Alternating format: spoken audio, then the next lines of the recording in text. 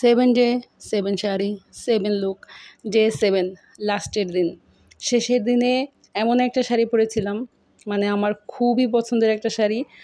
তার সাথে ছিল বোনের নিজের হাতে তৈরি করা চুড়ি।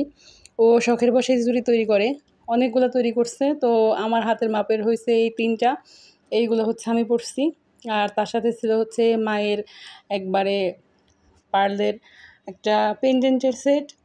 এই তো টুকটাক একটু গয়না নিয়ে শাড়ি পরছিলাম। আর তার মাঝখানে আব্বু নিয়ে আসছিল সন্দেশও খাইছিলাম। তো যাই হোক, আমি শাড়িটা পরে নিছিলাম, তারপরে চুড়ি পরতেছিলাম, বোনের তৈরি করা চুড়ি। অনেক কষ্ট মষ্ট করে ডান হাতে কোনোভাবে ঢুকাতে পারি নাই, পরে দেখি বাম হাতে গেছে। মানে এটা একটু হয়ে গেছে, মানে আমার হাতের মাপের চুড়িকে আবার ও নতুন করে তৈরি করছে, তো এই জন্য একটু ছোটো হয়ে গেছিলো।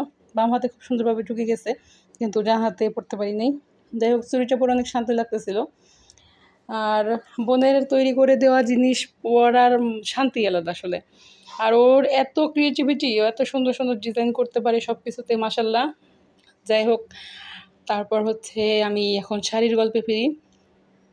তো আমার এই শাড়িটা আমার মাকে দিয়েছিল আমার বড় মামা, মানে আমার মায়েদের মধ্যে বড় ভাই, তার দেয়া শাড়ি। মানে আমার নানা চলে যাওয়ার পর মামার কাছেই আসলে নানার ভালোবাসাটা পাইছি, বা এখনও পাই। আল্লাহ মামাকে নেক-হায়াত দান করুক, মামা সুস্থ থাকুক, সে দোয়া করি সবসময়।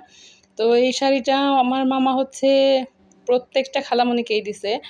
তো একই রকম শাড়ি, কালার ভিন্ন। তা আমি আমার মায়েরটা পরছিলাম। এই শাড়িটার পিছনে অনেক গল্প আছে। তো এই শাড়ি আমার নানা যখন বাচ্চা ছিলেন, তখন নানা বাড়িতে প্রায় সময়ই মানে উৎসব লেগেই থাকতো, পিঠার আমেজ লেগেই থাকতো। আমাদের বাড়ি আর নানা বাড়ি পাশাপাশি, প্রায় সময় নানা বাড়ি থাকা হতো। মানে আমার মা, খালা বা আমার মামারা, এরা মিলে 10 ভাই বোন। 10 ভাই বোনের মধ্যে তো কেউ না কেউ নানা বাড়ি থাকতোই, আসতোই। আর এর সুবাদে নানা ধরনের পিঠার উৎসব হতেই থাকতো। তো সেই সুবাদে আমাদের বাসার কাছে সবসময় নানা বাড়ি থাকা হতো, খাওয়া হতো। নানা চলে যাওয়ার পর ওরকম আমেজ নানা বাড়িতে মানে একেবারে উঠে যাওয়ার পথেই হয়ে গেছিলো। তখন আমার বড় মামা আবার সেই হাল ধরে। তো একটা পরিবারের একটা বিশেষত্ব থাকে না, যে এই পরিবারে এরকম।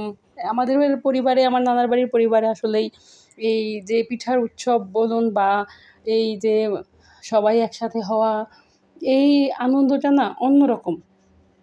তো মামা ঈদের আগে সব ভাই বোনদের, এই শাড়িটার গল্প বলছিলাম আসলে।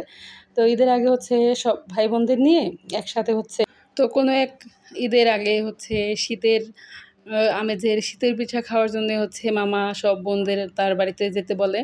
তো বোনদের সাথে ভাগ্নিদেরও দিছিল। আমি তখন খুব ছোট ছিলাম, আমাকে ফ্রক দিছিল। তখনকার সময়ের best of the one frock ছিল, আমার এত পছন্দের ছিল। মায়ের মুখে গল্প শুনছি, প্লাস আমারও একটু মনে আছে যে মামার দেয়া ওই ফ্রকটা আমি অনেক পরেছিলাম।